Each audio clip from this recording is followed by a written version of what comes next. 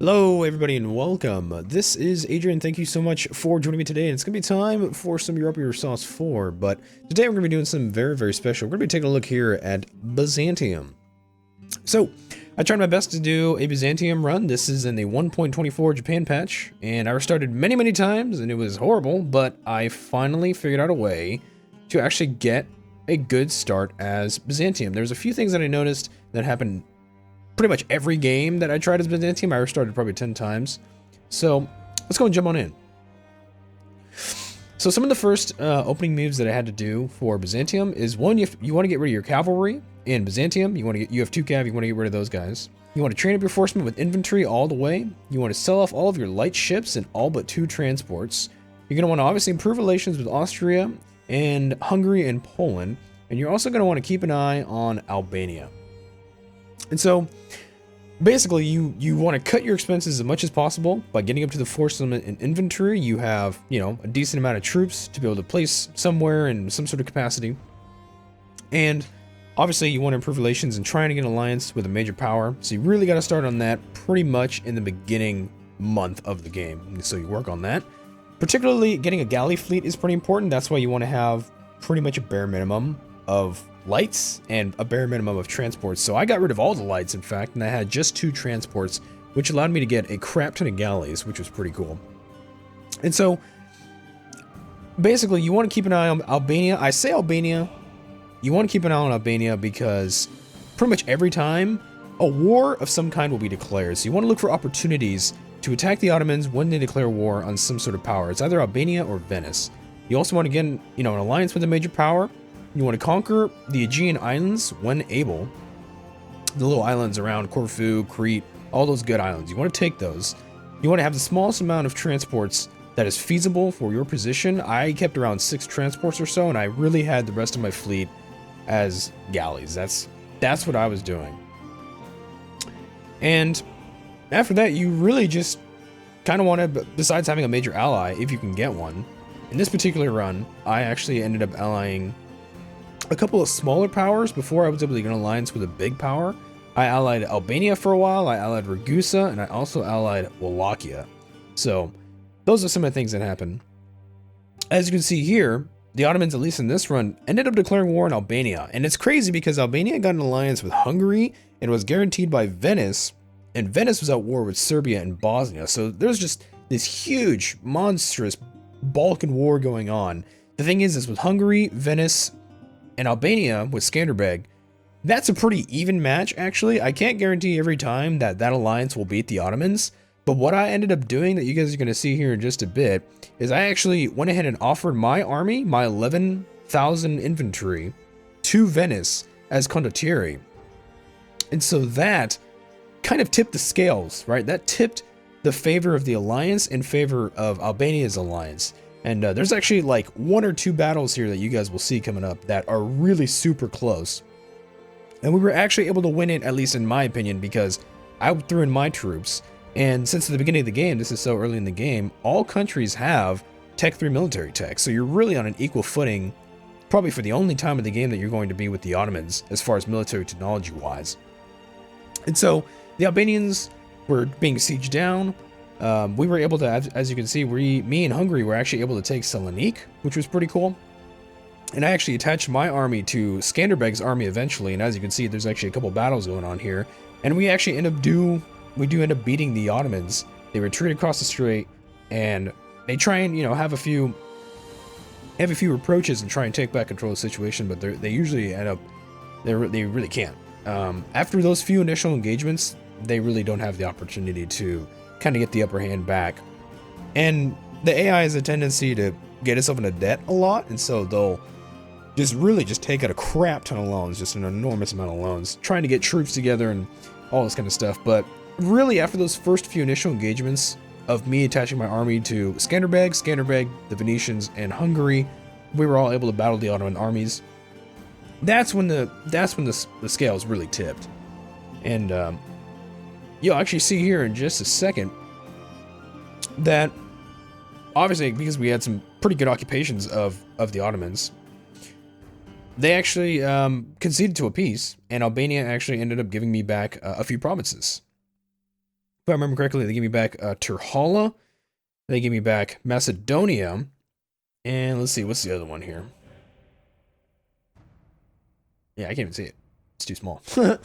Yeah, so that's really how that war ended up. And I'll admit, for the first few years of the game, you're still kind of in a delicate position. You really do need to be a little careful. It's not all kind of set, at least not in my opinion. I didn't think it was all going to work out. You get these free events and stuff like that. You get free events as Byzantium that give you like free power. And so even though you actually have like not that good of a ruler or an heir at the beginning of the game, these free events that pop up, they just give you like 25 military, diplo, or admin, just kind of here and there. And some of them do give you a little bit more, like 50. And really those points actually add up quite a bit. And so hopefully after that initial war, whatever war it could be, it's either that the Ottomans declare war in Albania or the Ottomans declare war in Venice. Now, this is the thing, is when I've seen the Ottomans declare war in Venice, they've done it almost entirely every game that I tried it. And usually the Venetians will lose that war. They actually won't win it. So I would say that's probably a restart. Obviously, if the Ottomans declare war on you, you gotta restart. And usually what I've seen the most, I've only seen it twice so far, out of like the 10 tries that I've tried to have a successful Byzantium start. And what happens is the Ottomans declare war in Albania, and for some reason Albania is able to get an alliance with Hungary. That happens a pretty decent amount of the time, at least in what I've seen. And so with that Albanian-Hungarian alliance and the Venetian guarantee on Albania, there's just this huge block of power that you can kind of attach yourself to. And eventually you'll get the start that you're looking for. At least in my opinion, I think. And after that, like I said, just focus on the islands. Take Crete, take Naxos, Negropont. Try and take Cyprus if you can. Cyprus is usually guaranteed by the Mamluks. The thing is the Mamluks, or Cyprus will ally with the Knights. And the Knights are on Rhodes, obviously. You can actually see here, the province of Sula on the Ionian coast was actually taken by the Knights. Eventually that goes back to the Ottomans. But basically, the Knights and Cyprus will ally together, so if you attack the Knights, who sometimes actually leave the Venetian Trade League, or Venice is too weak to defend the Knights on their own, you can actually snatch Rhodes from the Knights, which is pretty cool, and by that proxy, you can also hopefully get Cyprus. You'll actually see later on in this video here in just a couple seconds that I ended up taking Chios from Genoa as well. Basically, everybody in the Italian peninsula kind of started to ally each other. Venice allied Genoa, Milan attacked Venice, and so that means that Milan was able to take Genoa out. And so I was just able to kind of jump in with a couple of opportunities to take a lot of these different islands that, although you might think they're actually not that important, they have a lot of development. Actually, Crete in particular is a very wealthy province. Corfu is actually really important as well, because Corfu is not only wealthy, but it actually has a fort there. Chios is just kind of more development, adds to your force limit. Negropont was also pretty cool taking. Naxos was also pretty cool, because Naxos, I believe, had a fort as well. And then Rhodes had a fort. So taking all these little islands and kind of staying away from the mainland to the best that you can was actually what at least got this run to be a successful Byzantium run. I guess we'll see here in just a second what we ended up with. But basically those are the opening moves and the later moves that I used to get a good opening as Byzantium.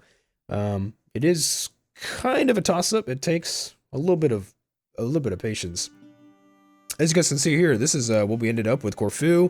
We took basically over all of the Aegean Islands. Actually, this particular segment, this particular clip doesn't even include Chios or Rhodes just yet, but we actually end up taking those. And I have not yet taken Cyprus. I'm hoping to do that though, pretty soon. We actually haven't taken Naxos in this clip either, but other than that, yeah, that was my start. And I was actually able to get an alliance with Austria. Austria got the PU on Hungary. So Austria and Hungary are you know, basically a block together. What sucks is the Ottomans allied Bohemia and Tunisia, but I actually think probably it's not going to be that big of a deal because I have Austria as an ally, and Austria and Bohemia are rivals of each other, and I'm pretty sure Austria and Hungary can take on Bohemia just by themselves. Obviously, my problem is having a big enough fleet and a big enough army to siege down the Ottomans in their province of Edirne if there is a war of some kind declared. But also, that's kind of a problem because, right, you can't block the strait from Edirne to Anatolia, so I'm not entirely sure how that's all going to figure out, but, you know, this video in particular, I just wanted to show you guys some opening moves. How it continues is going to be up to you guys. So I can't say for certain that this strategy will work all the time or every single time, but after like 10 or 15 restarts, there were certain trends that I could see, and so I've tried to best explain the trends in this particular video. So I tried to do my best to just kind of give you guys what it was that I was seeing over and over and over again on restarts. And this is an Iron Man save as well, so there's nothing that's strange about the save. This was on normal difficulty, so I do recommend that you guys try an Iron Man game on normal difficulty. And you might have to restart a few times. It might work for you the first time. Who knows? It's just kind of a toss-up. But this is so far what I was able to come up with as far as opening moves for Byzantium and the Japan patch 1.24. So I hope you guys have enjoyed. I hope this was helpful. And I urge you guys to go and try Byzantium, and good luck. I hope you guys have fun.